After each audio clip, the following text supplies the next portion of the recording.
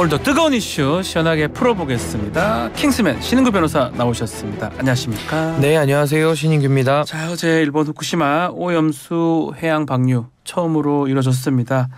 자, 많은 우려와 관심 속에 드디어 방류가 개시가 됐는데 IAEA가 지금 오염수 방류 데이터를 공개를 했는데요. 어떤 결과가 나왔습니까?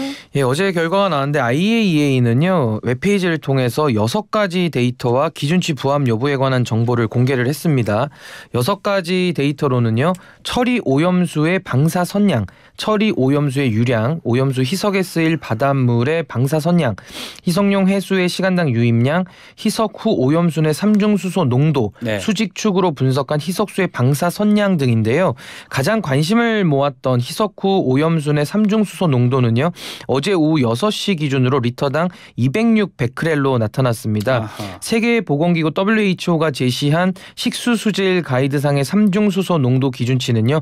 리터당 1만 베크렐인데요. 어제 측정된 리터당 206 베크렐은 여기에 한참 못 미치는 수치이기 때문에 1만인데 206이다. 매우 적다는 거죠. 그래서 일본이 방류 오염수 규제 농도 한계선으로 보는 리터당 1,500 베크렐과 비교해도 많이 모자른 수준이다라고 밝혔습니다. 데이터는 일단 그렇다는 건데, 자, 일본 정부가 3km 이내의 해역에 삼중수소 농도를 측정해서 그 결과도 공개를 했는데 아마 27일쯤에 결과가 공개가 될 것으로 보이는데, 자, 하루 단위로 계산했을 때 방류량은 얼마나 되는 겁니까? 예, 어제는 오후에 방류가 개시됐기 때문에요. 200에서 210톤 정도의 양이 방출이 된 것으로 파악이 됐고요. 도쿄전력은 하루에 약 460톤의 오염수를 바닷물로 희석을 해서 방류하는 작업을 17일간 이제 진행을 하고요.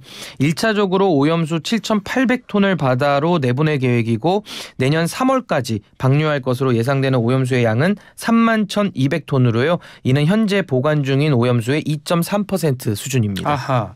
후쿠시마 제1원전에 약 144만 톤의 오염수가 있다고 하니까 계산해보면 대략적으로 30년 시간이 걸립니다.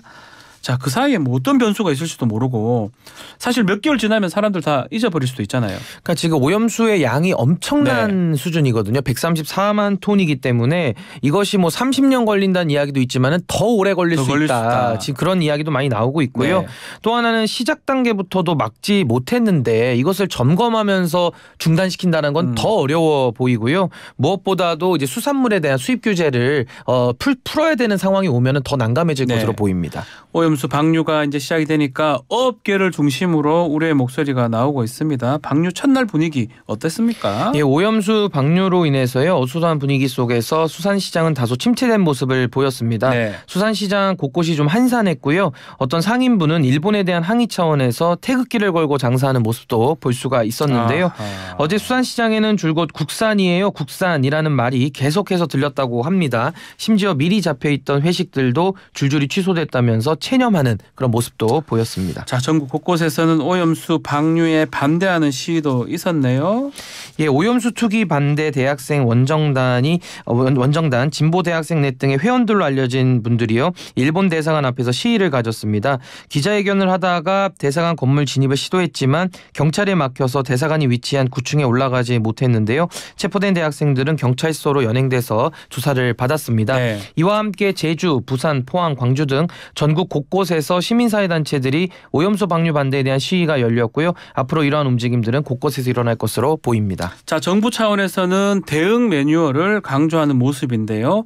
어제 한덕수 총리가 오염수 방류 관련한 대국민 담화를 했습니다. 어떤 메시지를 냈습니까? 예, 한덕수 총리는요. 국민 건강이 최우선이다. 오로지 과학과 국제법을 바탕으로 해서 국제사회 및 일본 정부와 협의해서 납득할 수 있는 최선의 안전대책을 이끌어내겠다라는 입장을 밝혔고요. 일본산 수산물에 대한 수입 규제 조치도 견고하게 유지하겠다라는 입장을 밝혔습니다. 자, 한덕수 총리가 지금 과도하게 걱정할 필요는 없다라는 취지의 입장을 밝혔는데 그럼에도 수산물 소비에 대한 불안감은 크게 줄어든 분위기는 아닙니다. 앞으로 정부 어떤 메시지가 더 필요할지 또 방사능 측정 강화한다고 하는데 여러 가지 대응책이 마련해야 될 것 같아요. 예, 우선은 시작 단계에서 막지 못했기 때문에 네. 앞으로는 뭐 쓸 수 있는 카드가 많아 보이지는 않는데요. 저는 이번 사태에 대해서는 정부의 외교 실패와 소통 실패, 네. 결국에는 정치의 실패다. 전 이렇게 진단을 하고요. 국익에 대한 개념을 좀 새롭게 정립을 하면서 네. 전 대통령께서 이 부분에 대해서는 입장을 좀 내는 것이 저는 바람직하다라는 생각이 들고요. 무엇보다도 일본에 대한 경고나 내지는 국민 통합적인 메시지가 좀 필요하지 않나 저는 이렇게 봅니다. 네. 자, 다음 소식은 이동강 방통위원장 소식입니다. 적격성 놓고 여야 입장차가 좁혀지지 않고 있는데요. 결국 인사청문회 보고서 재송부해야 되는데 그 합의도 불발됐네요. 예, 어제 민주당 의원들은 직접 용산 대통령실을 찾아서요. 네. 이동관 후보자에 대한 부적격 의견이 담긴 자체 보고서를 제출했고요. 지명 철회를 촉구했습니다. 자, 방통위원장 자리 장관급이긴 합니다. 그렇지만 뭐 국무총리나 대법원장과 다르게 이 국회 동의 없이도 대통령이 임명을 할 수 있는데 자, 빠르면 오늘도 임명이 될 수 있다 이런 관측이 있습니다. 예, 관련 법에 따라서요. 재송부 요청 시한이 지난 뒤부터 임명이 가능한데요. 네. 이제 어제까지 시한이었는데 이제 오늘부터는 방통위의 수장 자리를 맡길 수 있다는 뜻입니다. 네. 그래서 대통령실은 임명을 더 이상 미룰 이유가 없다라는 분위기고요. 윤석열 대통령이 이동관 후보자를 임명할 경우에는 국회 청문보고서 채택이 없이 임명을 강행하는 16번째 인사가 됩니다. 자, 뭐 오늘 지금 임명이 된다면 김효재 지금 직무대행이 임기 마치고 물러난 상황 아니겠습니까? 뭐 그런 상황이기 때문에 뭐 좀 빠르게 임명할 거다 이런 전망이 되는데 향후 야당의 움직임 어떨까요? 예, 야당은 방송 3법 추진과 함께요. 소관 상임위 내에서 현안 질의를 통해서 이제 더 견제하는 방안들을 고민하고 있는데요. 방송법, 방송문화진흥법, 한국교육방송공사법 등 예. 방송 3법은요. 9월 정기국회에서 다뤄질 것으로 전망되고 있습니다. 자, 정기국회 9월입니다. 자, 8월 지금 임시국회인데 오늘 종료가 되네요. 예, 국회는 어제 본회의를 열고요. 409회 국회 회기 결정의 건에 대한 수정안을 통과시켰는데요. 재석 251명 중에 찬성 158명, 반대 91명, 기권 2명으로 의결을 했습니다. 네. 민주당이 제출한 수정안이 통과된 것인데요. 8월 임시국회는 회기를 16일부터 25일까지 10일간으로 정했습니다. 원래 여야 별다른 합의가 없다면 임시회가 8월 말인 31일까지 계속하는 건데 갑자기 조기 종료하는 이유가 있을까요? 예, 그렇습니다. 갑자기 조기 종료가 됐는데요. 네. 아무래도 이재명 대표의 대북송금 대납 의혹 관련해서 영장 청구 시기를 고려해서 임시국회 회기를 쪼개서 체포동의안 표결이 없이 영장 실질 심사를 받아야 한다는 민주당의 주장이 반영된 조치로 보입니다. 아하. 국민의힘은 이에 대해서 국회법을 무시하고 조기 종료를 주장했다면서요. 의석수를 앞세워서 입맛대로 횡포를 부린다면 공정하지 않다라면서 강하게 반발했습니다. 네.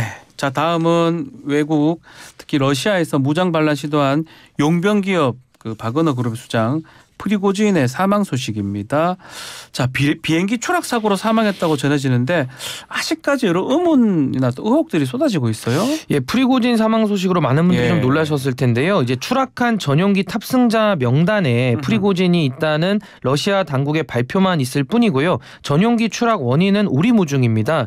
한편에서는 프리고진이 사고기를 타고 있지 않았을 것이라는 얘기까지 나오고 네. 있는데요. 앞서서 푸틴 대통령이 프리고진을 처벌하지 않겠다고는 했는데요. 신변 우려는 끊임없이 제기되어 왔던 상황이라서 여러 가지 의문들이 프리고진의 죽음과 관련해서 속속 나오고 있습니다. 그렇죠. 그렇기 때문에 더 의혹이 제기되고 있는데 자, 바그너 그룹, 반란 그룹입니다. 자, SNS에서 수장인 프리고진이 숨졌다 이렇게 밝혔네요. 예, 바그너 그룹이 운영하는 텔레그램 네. 채널 그레이존도요. 프리고진이 이번 사고로 숨졌다고 밝혔는데요. 앞서서 그레이존은 사고 시점에 바그너 그룹 전용기 2대가 동시에 비행 중이었고요. 한 대가 추락한 이후에 나머지 한 대는 모스크바 남부의 오스타피에포 공항으로 회항했다면서요. 네. 프리고진의 생존 가능성을 제기하기도 했는데요. 이후에 입장을 바꾼 것으로 보입니다. 자, 소셜미디어 영상을 보면 비행기가 한 30초 만에 수직 낙하 모습도 포착이 됐는데 또 이걸 두고 온라인상에서 여러 음모론이 또 나오고 있습니다. 예, 미국 뉴욕타임즈에서는요. 프리고진이 죽은 것으로 위장을 했을 뿐 실제 살아있다라는 글이 온라인에서 퍼지고 있다라는 살아있다. 보도를 했습니다. 예. 이와 함께 프리고진의 오른팔인 드미트리 우드킨이 동승했다는 점도 음모론의 확산을 더하고 있는데요. 한 우크라이나 군사 블로거는요. 프리고진의 죽음을 확인해 줄 수 있는 사람이 없다는 것이 문제라면서 아하. 반란의 또 다른 주역인 우트킨이 프리고진과 같은 비행기에 탔다는 것도 상상하기 매우 힘들다라는 둘이 점을 같이 전했습니다. 타긴 좀 어려울 것이다. 이렇게 그렇습니다. 보네요.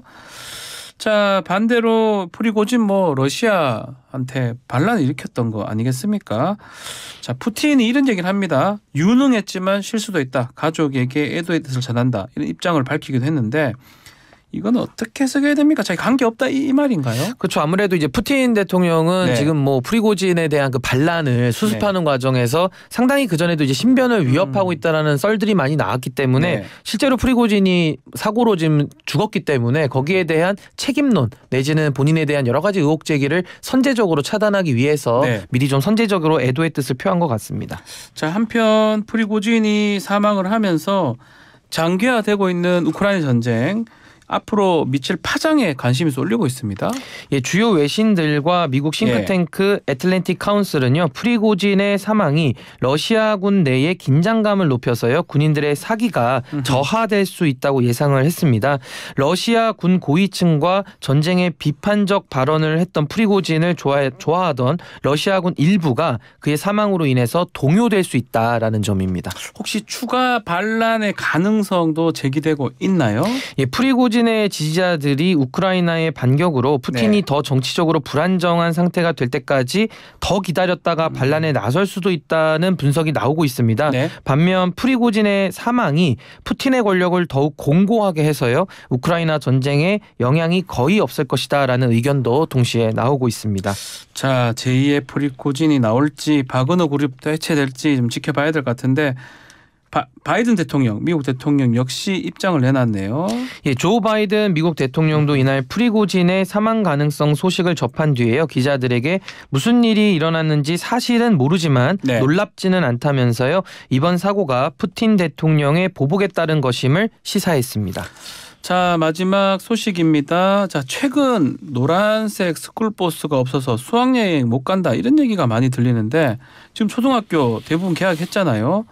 가을에 원래 수학여행이 있는데 무더기로 취소가 된다? 이 자세한 내용 전해주십시오. 예, 수학여행이라고 하면 모든 학생들의 꿈 같은 네, 일인데 그렇죠. 지금 무조건 가야 수학여행과 되는데. 관련해서 큰 문제가 생겼습니다. 아하. 수학여행을 갈 때 타는 전세버스 있지 않습니까? 예. 근데 앞으로는 노란색 스쿨버스만 이용해야 하는 것으로 방침이 갑자기 바뀌었습니다. 아니 그러면 기존에 전세버스가 있는데 그럼 노란색을 칠해야 되는 겁니까? 갑자기 왜 이런 일이 발생한 거예요?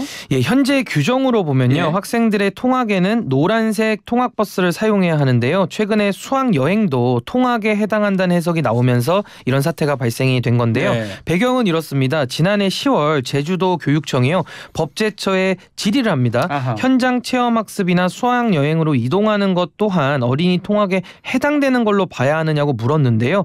법제처는 통학이라는 표현이 학교와 집 사이에 이동만 의미하는 것은 아니기 때문에 수학여행에 버스가 이용되는 것도 통학에 포함된다라고 판단을 한 겁니다. 예. 이에 대해서 경찰청은요. 이 아하. 법제처 해석을 근거로 해서 만 13세 미만 어린이가 현장 체험 학습이나 수학여행을 할 때는 통학버스를 이용해야 한다는 내용의 공문을 7월 말에 교육부에 다 보내면서 혼란이 발생했습니다. 이야, 이게 참 난리 났네요. 자, 그러면 노란색만 칠하면 돼요? 페인트 칠? 근데 그렇게 또 간단하지만은 않습니다. 예. 차량 전체를 노란색으로 칠해야 되고요. 아하. 최고 속도 제한 장치도 설치를 해야 됩니다. 또한 어린이 체형에 맞는 안전띠까지 다 갖춰야 됩니다. 이렇다면 시간이 꽤 걸리고 상당히 복잡한 것 같은데 뭐 이래 되면 학생들의 수학여행, 체험학습 지금 앞으로 좀 당분간 어려울 것 같긴 한데요. 그러니까 아무래도 이런 그 조치들이 계도 기간이 없이 갑작스럽게 도입이 됐기 때문에 지금 일선 현장에 혼란이 있는 거거든요. 그러니까 예를 들면 법제처와 교육부 사이에서도 전혀 의사소통이 없이 그래서 또 했었어야죠 이런 거. 그렇죠. 그런 것이 그냥 법제처의 발표를 통해서 교육 현장에 완전한 지금 혼란이 발생하는 것인데 지난 6월에도 교육부에서 2,800억이나 투자했던 4세대 나이스가 먹통 사태가 나면서 교육 일선에서 혼란이 있었거든요. 이런 일들을 통해서 교사들이나 행정을 처리하는 교육부 관계자들의 그런 혼란은 막을 수가 없을 것으로 보입니다. 어기면 뭐 과태료 처분 같은 게 되는 건가요? 아무래도 이제 법 위반에 대한 조치가 따를 것으로는 보입니다. 자, 교육당국 입장이 뭡니까? 뭐 대책 마련이 있어야 될 것 같아요. 수학여행 가야 될 거 아니에요. 그렇습니다. 그래서 전국 초등학교와 전세버스 업계는요. 현실과 동떨어진 지침이라면서 유예 기간을 줄 것을 촉구를 했고요. 각 시도교육청과 교육부가 해법을 뒤늦게라도 지금 찾고 있는 상황입니다. 자, 유예 기간을 갖고 법 개정을 해야 되는지 또 왜 이런 일이 발생하는지 우리 초등학생들은 잘 모를 것 같기도 합니다.